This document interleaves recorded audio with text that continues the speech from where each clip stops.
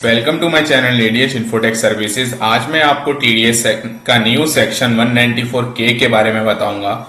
इस सेक्शन से जो विड्रॉ हो गई है exemption in respect of income from unit of mutual fund by abolishing section 10 subsection 35 and एक यहां से इंडिविजुअल जो है दो तरीके से इनकम अर्न करता था by investing in mutual fund units. पहला कैपिटल गेन के बेसिस पे, दूसरा डिविडेंड के बेसिस पे। तो mutual fund is not liable to deduct TDS on capital gain जो अराइज होती थी at the time of redemption of units by unit holders. और डिविडेंड में जो डीटीटी था, डिविडेंड डिस्ट्रीब्यूशन टैक्स, उसको एबॉलिश कर दिया था एज पर बजट 2020 में फ्रॉम फाइनेंशियल ईयर 2020-21 के। तो डिविडेंड इनकम जो अब टैक्सेबल होगी वो in the hand of receiver और इन्वेस्टर्स की होगी। इसका जो स्कोप है वो ये जो न्यू प्रोविजन सेक्शन 194K का जो इंट्रोड्यूस हुआ था फाइनेंस बिल 2020 के थ्रू इंट्रोड्यूस हुआ था, जो इफेक्टिव हुआ है 1 अप्रैल 2020 से।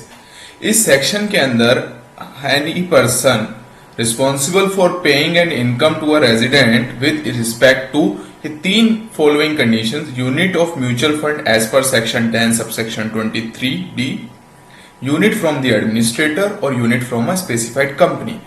अगर डिविडेंड की वैल्यू 5,000 से ज्यादा है तो उस केस के अंदर at the time of credit of such income to the payee account और मेकिंग पेमेंट जो पैरेलल होगी उसके बेसिस पे टीडीएस 10% डिडक्ट करना पड़ेगा। इसमें इसका जो पर्पस क्या है, इस सेक्शन का पर्पस क्या है कि जो under current income tax laws थे, डिविडेंड जो है वो टैक्स होता था twice.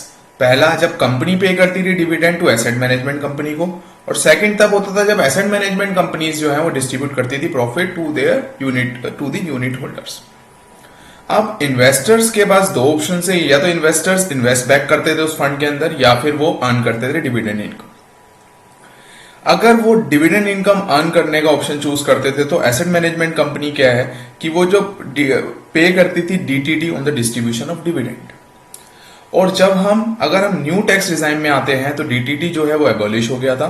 Only asset management company is required to deduct 10% TDS on the distribution of dividend now. और डिविडेंड पेड पर रेसिपिएंट जो होगा, अगर वो 5,000 से ज्यादा होगा एक फाइनेंशियल ईयर में, तभी टीडीएस की लायबिलिटी आएगी।